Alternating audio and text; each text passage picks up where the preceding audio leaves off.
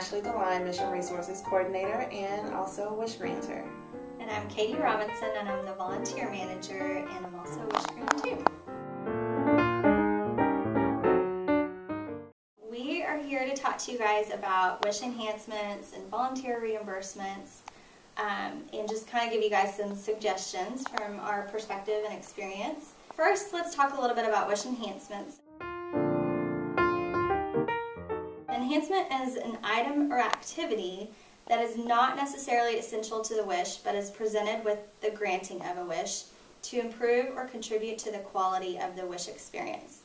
It should be related to the wish or the presentation of the wish, but should not be something that typically stands alone or separate from the wish.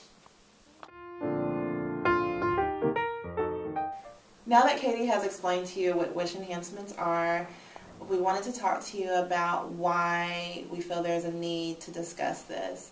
We've recently noticed that the majority of the reimbursement request has been for food instead of actual wish enhancements. We reimburse up to $75 per wish child, and so really that's supposed to stretch, as long as it can, from wish interview to kind of along the way, and then finally to a send-off party or a wish review.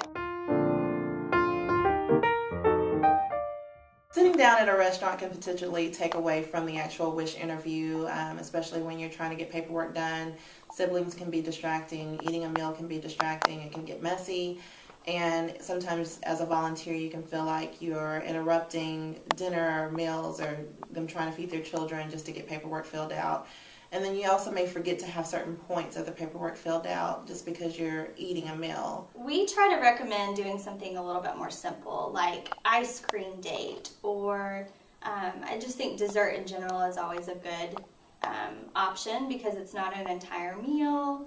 And you can, go to Brahms or McDonald's, which we have coupons for, and we always recommend you guys, utilize these because it's free. Also to mention is that you want to have clear expectations. I think for a wish parent, they have no idea what to expect. Mm-hmm. Nobody's ever received a wish because you can't possibly have received a wish before. So this is all new to them, and it really takes you as the volunteer explaining what to expect from the process and what you might be taking care of financially at a wish interview. I agree, and actually the wish interview is pretty open, so you don't know who's going to be at the wish interview, if they're going to bring family, friends, and you don't want to feel like you're responsible for paying for their whole party. Scheduling the wish interview either before dinner or after some type of meal is usually easier, and just setting the expectation before time when you make that initial call that, you can provide dessert. You have coupons for dessert for, siblings and the wish child and them whenever they come. Yeah, and it's even okay just to say, we're going to be taking care of the wish child, and anything you guys want to get additionally is up to you. And that way they know exactly what to expect, and there's no confusion or awkward moments or anything like that. Send-off parties versus a wish interview. We kind of feel like that does enhance a wish. It's part of the presentation of a wish. For example, I have a child that's going to Italy, and so we're going to do like an Olive Garden, Italian-themed send-off party. And so I feel like that's relevant. It's part of the wish versus when we first met, just to find out what he actually wanted and fill out paperwork. And even though that's at a restaurant, it's different from the wish interview. The send-off is actually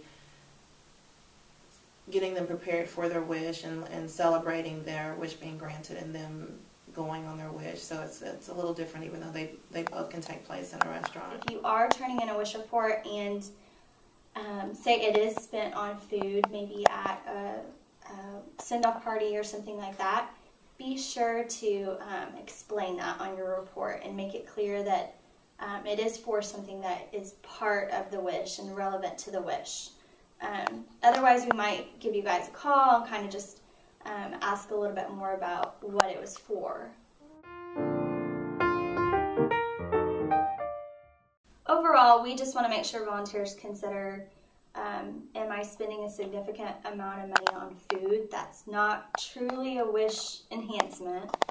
It's not something tangible or lasting, and so could it be better spent on maybe other things for the wish child, or not even spent at all because you're utilizing, say a Brahms coupon, and all of that $75 goes toward another wish. If you truly prefer to, visit a nicer restaurant or, something of that nature, then we would just ask that you would consider either paying for it yourself or contacting us in advance to see, if it is a special case where we would allow that to happen. So, again, we want to be good stewards of our donors' money, and for us, we feel like it's not about where you eat or what you eat. It's all about the delivery of the wish. So we hope that helps, and let us know if you have any questions.